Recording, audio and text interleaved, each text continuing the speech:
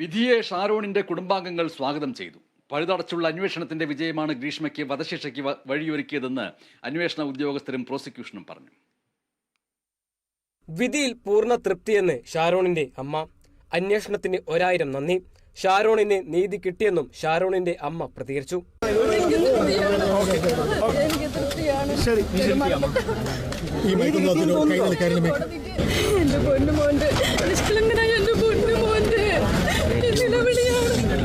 നിലവിളിയാണ് ദൈവം തീരുമാനമായ ജഡ്ജിൽ ഇറങ്ങി വന്നത്. ഞങ്ങൾക്ക് ഏറ്റവും വലിയ നിറക്കണ്ണുകളോടെയാണ് നീതിപീഠത്തിന് ഷാരോണിന്റെ അമ്മ നന്ദി അറിയിച്ചത്. അർഹമായ ശിക്ഷ ഗ്രീഷ്മയ്ക്ക് ലഭിച്ചുവെന്നായിരുന്നു ഷാരോണിന്റെ അമ്മാവൻ സതീഷിന്റെ പ്രതികരണം. സംതൃപ്തരാണ്. അവർക്ക് വധശിക്ഷ തന്നെ കൊടുത്തു. അത് മാത്രമല്ല, പ്രോസിക്യൂഷൻസും പോലീസും ഫൈൻഡ് ചെയ്യാത്ത ഒരു വകുപ്പ് കൂടി, സ്ട്രെസ് ചെയ്യാത്ത ഒരു 307 എന്നുള്ള അറ്റംപ്റ്റ് മർഡർ എന്നുള്ള ഒരു വകുപ്പ് കൂടി ജഡ്ജി കണ്ടെത്തിയിട്ടുണ്ട്. ജഡ്ജി ഓരോ മെസ്സേജും, മൈന്യൂട്ടായിട്ടുള്ള ഓരോ കാര്യങ്ങൾ ഉൾപ്പെടെ അവിടെ എടുത്തു പറഞ്ഞ് ജഡ്ജ്മെന്റ് ചെയ്യുന്നതെല്ലാം നിങ്ങൾ കേട്ടതാണ്. അതുകൊണ്ട് ആ കേസിന്റെ ഗ്രാവിറ്റിക്ക് അനുസരിച്ചുള്ള ശിക്ഷയാണ് കിട്ടിയിട്ടുള്ളത്. വധശിക്ഷ ഞങ്ങൾ കുടുംബം മുഴുവൻ പൂർണ്ണ സംതൃപ്തിയാണ്. പ്രോസിക്യൂഷൻ ഉന്നയിച്ച വാദമുഖങ്ങൾ കോടതി മുഖവിലക്കെടുത്തതിന്റെ വിധിയാണ് ഗ്രീഷ്മയ്ക്ക് ലഭിച്ച തൂക്കുകയർ എന്നായിരുന്നു special public prosecutor VS Vineeth കുമാറിന്റെ പ്രതികരണം. പ്രോസിക്യൂഷന്റെയും അന്വേഷണ സംഘത്തിന്റെ വിജയമാണിതെന്നും ഇദ്ദേഹം വ്യക്തമാക്കി. നമ്മുടെ പ്രോസിക്യൂഷൻ ഉന്നയിച്ച എല്ലാ പോയിന്റുകളും തന്നെ വളരെ വിശദമായി പരിഗണിച്ചതിന് ശേഷം ഈ കേസ് അപൂർവങ്ങളിൽ അപൂർവമായ ഒരു കേസാണെന്ന് കണ്ടെത്തിയിരിക്കുകയാണ്.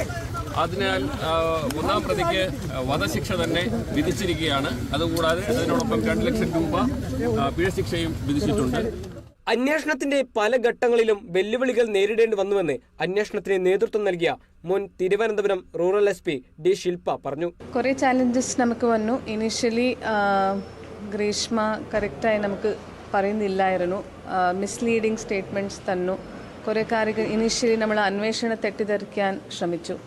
പിന്നെ നമ്മൾ സീനിയർ ഓഫീസേഴ്സ് അതിൽ ഇൻ്റർവീൻ ചെയ്തിട്ട് എല്ലാവരും ആ കാര്യം എന്താണ് കറക്റ്റായ കാര്യമായി നോക്കി എക്സാമിൻ ചെയ്ത ശേഷം എവിഡൻസ് കളക്ട് ചെയ്തിട്ട് അവളെ ക്വസ്റ്റ്യനിങ് ചെയ്ത ശേഷം അവൾ ബ്രേക്കായി. ശാസ്ത്രീയ തെളിവുകൾ ശേഖരിക്കുന്നതിനോടൊപ്പം കുറ്റകൃത്യങ്ങളെല്ലാം പരസ്പരം ബന്ധപ്പെടുത്തുവാൻ സാധിച്ചതിന്റെ വിജയമാണ് ഗ്രീഷ്മയ്ക്ക് തൂക്കുകയർ ലഭിച്ചെന്നായിരുന്നു അന്വേഷണ ഉദ്യോഗസ്ഥനായ DYSP KJ ജോൺസൺ പ്രതികരിച്ചത്. അതെ, അത് ശാസ്ത്രീയമായ തെളിവുകൾ ശേഖരിക്കുക മാത്രമല്ല, ഈ കുറ്റകൃത്യത്തിലേക്ക് ഓരോന്നായിട്ട് കണക്ട് ചെയ്യുന്നതിലും പോലീസ് വിജയിച്ചു. ഈ ജ്യൂസ് ചലഞ്ച് എന്ന് പറയുന്നത് നമ്മൾ ആ വീഡിയോന്റെ പുറകെ പോയി വളരെയധികം തെറ്റിദ്ധരിപ്പിക്കാനുള്ള എല്ലാ ശ്രമങ്ങളും നടത്തിയിരുന്നു. കോടതി നിരീക്ഷണം നടത്തിയതുപോലെ ഇത് ആദ്യത്തെ കുറ്റകൃത്യമല്ല ചെയ്തത്. ഇതിനു മുമ്പ് തന്നെ ആസൂത്രിതമായിട്ട് ഈ കുറ്റകൃത്യത്തിലേക്ക് പലതും പരാജയപ്പെട്ടിട്ട് അവസാനം വിജയിച്ച ഒരു കുറ്റകൃത്യമാണ് ഈ എന്നെ കഷായം കൊടുത്ത് കൊല്ലുക എന്നുള്ളത്. കേസിന്റെ അന്തിമ വിധി കേൾക്കുന്നതിനായി നിയമവിദഗ്ധരും അന്വേഷണ ഉദ്യോഗസ്ഥരും ഷാരോണിന്റെ ബന്ധുക്കളുമായി നിരവധി പേരാണ് നെയ്യാറ്റിങ്കര കോടതിയിലെത്തിയത്. വിധി പ്രസ്താവന കഴിഞ്ഞ് 40 മിനിറ്റുകൾ കൊണ്ട് നടപടികൾ പൂർത്തിയാക്കി പ്രതി ഗ്രീഷ്മയെ അട്ടക്കുളങ്ങര ജയിലിലേക്ക് മാറ്റി. Kerala Vision News, Thiruvananthapuram. ഷാരോൺ കൊലക്കേസിലെ ശിക്ഷാവിധി കുറ്റകൃത്യ മനസ്സുള്ളവർക്കെല്ലാം ഒരു പാഠമായിരിക്കണമെന്നാണ് റിട്ടയേർഡ് SP KG സൈമൺ പ്രതികരിച്ചത്.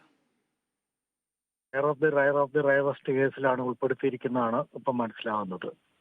ഇത് പ്രധാനപ്പെട്ട കാര്യം എന്ന് പറയുന്നത് ഇതിന്റെ പ്രിപ്പറേഷൻ ആണ്. വളരെ ഒരു പ്രൊവോക്കേഷൻ അല്ല, അങ്ങനൊന്നും അല്ല ഇത് ഉണ്ടായിരിക്കുന്നത്. ഈ പ്രിപ്പറേഷൻ ആണ്. പിന്നെ ഇതിന്റെ മോട്ടീവ് എന്താ, ഇതിന്റെ പിന്നിലുള്ള മോട്ടീവ് എന്താന്ന് കൂടെയാണ് ശ്രദ്ധിക്കേണ്ടത്. അപ്പൊ അതെല്ലാം കൊണ്ടാണ് ബഹുമാനപ്പെട്ട കോടതി ഇങ്ങനെയുള്ള ശിക്ഷ വിധിച്ചിരിക്കുന്നത്. കാരണം ഇതിന്റെ പിന്നെ പ്രത്യേകിച്ച് ഐ വിറ്റ്നസ് ഒന്നുമില്ല. സാഹചര്യ തെളിവുകൾ വെച്ചുകൊണ്ട് വളരെ അതിവിദഗ്ധമായ രീതിയിൽ തന്നെ നല്ല രീതിയിൽ തന്നെ അതിന്റെ സുൾഫിക്കറും അതുപോലെ ജോൺസൺ എല്ലാം അത് ചെയ്യാനായിട്ട് സാധിച്ചു എന്നുള്ളത് വളരെ പ്രധാനപ്പെട്ട കാര്യമാണ്. പ്രോസിക്യൂഷൻ എല്ലാം വളരെ കൃത്യമായ രീതിയിൽ തന്നെ മുന്നോട്ട് പോയി എന്നുള്ളതാണ് ഈ കേസിന് വിധി കൊണ്ട് ഉദ്ദേശിക്കുന്നത്. ഇതുകൊണ്ട് ആർക്കെന്ത് നേടി എന്നുള്ളതാണ് എന്റെ രണ്ടാമത്തെ ചോദ്യം.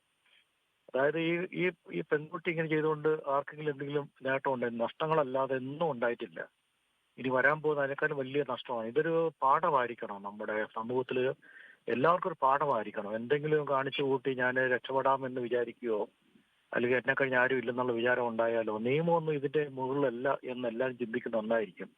നിങ്ങളുടെ വിധികൾ കൊണ്ട് അതാണ് പ്രത്യേകിച്ച് അത് അതാണ് കൊലപാതകം ചെയ്തു എന്നുള്ളതിനേക്കാൾ ഉപരിയായിട്ട് അതിന്റെ ആസൂത്രണമാണ് ഏറ്റവും പ്രധാനമായിട്ട് നിൽക്കുന്നത്. ആസൂത്രണം എങ്ങനെ ചെയ്തു, അപ്പോൾ മനുഷ്യനെ കൊല്ലാൻ വേണ്ടി തന്നെ എത്രത്തോളം അടുത്ത കൂർമ്മ ബുദ്ധി ഉപയോഗിച്ചു എന്നുള്ളതാണ്. അത് ഭാവിയിൽ സമൂഹത്തിന് തന്നെ ബുദ്ധിമുട്ടാവും. അങ്ങനെയുള്ള ഒരു പെൺകുട്ടി പിന്നീട് കേരളത്തിൽ ജീവിച്ച് വളരുമ്പോൾ സമൂഹത്തിന് ബുദ്ധിമുട്ടാവുന്നുള്ള കോടതിക്ക് വന്നിരിക്കുന്നത്. അത് നമുക്കൊന്നും പറയാൻ പറ്റത്തില്ല.